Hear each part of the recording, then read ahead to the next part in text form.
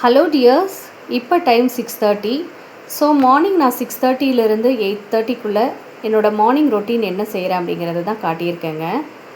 நான் morning எந்திரிச்சோடனே fresh up ஆகிட்டு door open பண்ணி நம்மளோட பெட்ஸ் எல்லாம் ஃபஸ்ட்டு வெளியில் விடுறேங்க. அவங்க கொஞ்ச நேரம் போய் வெளியே விளையாடிட்டு வருவாங்க. ஸோ நேற்று எங்கள் வீட்டுக்கிட்ட மழை பெஞ்சதுனால கிளைமேட்லாம் செம்மையாக இருக்குது. இந்த மாதிரி இயற்கை காற்றை நம்ம சுவாசிக்கும் போது மனசுக்கு ரொம்ப ஒரு மாதிரி அமைதியாகவும் நிம்மதியாகவும் இருக்கிற மாதிரி இருக்குது. ஸோ டைகர் இப்போ பாருங்கள் ஓடி வருவான், வந்து எப்படி கொஞ்சறான்னு மட்டும் பாருங்கள். ஸோ அதுக்கப்புறமா நம்ம வீட்டில் இருக்கிற விண்டோஸ்லாம் ஓப்பன் பண்ணி வச்சுக்கிறேங்க. நம்ம எந்திரிச்ச உடனே இந்த மாதிரி விண்டோ டோர்லாம் ஓப்பன் பண்ணி வைக்கும்போது நம்ம வீட்டுக்குள்ளே இருக்கிற அந்த பேட், அதாவது சூடு காற்று வெளியில் போயிட்டு ஃப்ரெஷ் ஹேர் உள்ளே வரும். நம்ம வீடும் வென்டிலேஷனோட சூப்பராக இருக்குங்க.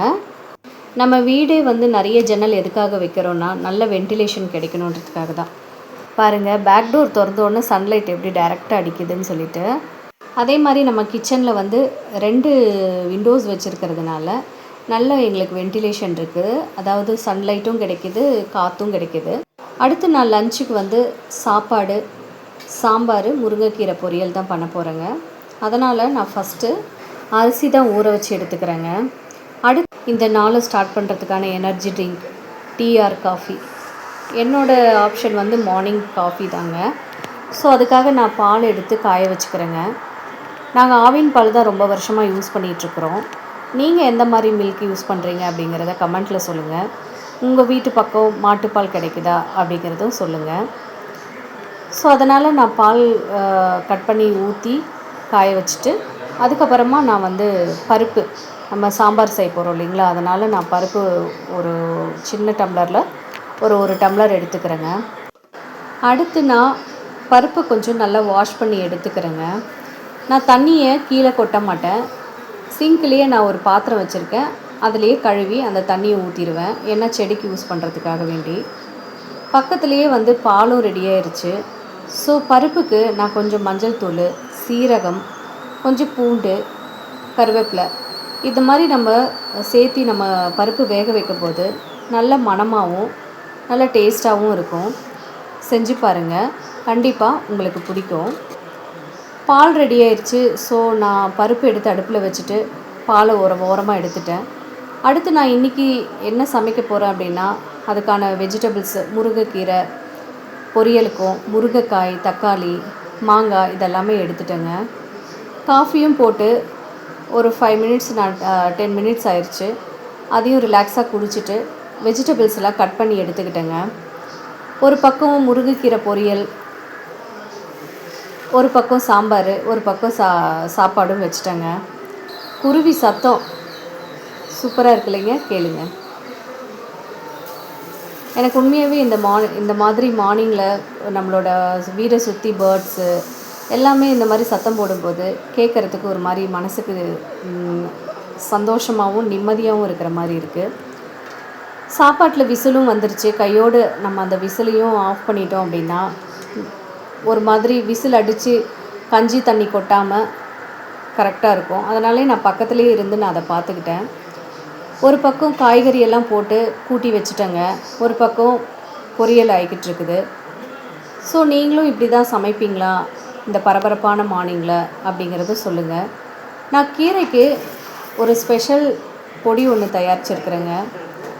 நிலக்கடலை, வரமிளகா இது போட்டு நம்ம க்ரஷ் பண்ணி கொரகொரப்பாக அரைச்சி வச்சுக்கணும். கூடவே பூண்டும் பக்கத்தில் தட்டி வச்சுக்கோங்க. நம்ம அந்த முருங்கைக்கீரையோட இந்த தட்டி வச்ச பூண்டையும் நம்ம அந்த பொடிச்சு வச்சுருக்கோம் இல்லைங்களா கொரகொரப்பாக, அந்த பொடியும் சேர்த்து செய்யும்போது நல்ல மணமாகவும் டேஸ்ட்டாகவும் இருக்கும். முருங்கைக்கீரை பொரியலை இந்த மாதிரி செஞ்சு பாருங்கள், ரொம்ப டேஸ்ட்டாகவும் சூப்பராக இருக்கும். செஞ்சு பார்த்துட்டு கண்டிப்பாக கமெண்ட்டில் சொல்லுங்கள். அடுத்து பொரியலும் சைடில் எனக்கு ரெடி ஆயிடுச்சு. ஸோ பாருங்கள், அந்த முருங்கைக்கீரையில் நடக்கடலை, வரமிளகாலாம் வந்து தனியாக கிள்ளி போடாமல் இந்த மாதிரி அரைச்சி போடும்போது டேஸ்ட்டாக இருக்கும். பூண்டு நல்ல மணமாக இருக்கும். ஸோ இந்த பக்கம் எனக்கு சாம்பாருக்கு கூட்டி வச்சுருக்கிறது வந்து நல்லா கொதிச்சிட்ருக்குது. ஸோ அது கூட நான் கொஞ்சம் டேஸ்ட்டுக்காக புளியை சேர்த்திக்கிறேங்க. அதுக்கப்புறமா இந்த குழம்புக்கு தேவையான உப்பையும் நான் அது கூடவே சேர்த்திக்கிறேங்க. பொரியலுக்கு போட்டது போக கொஞ்சம் கீரையை, அதாவது ஒரு கைப்பிடி அளவுக்கு நான் கொஞ்சம் கீரை எடுத்து வச்சுருக்கேன்.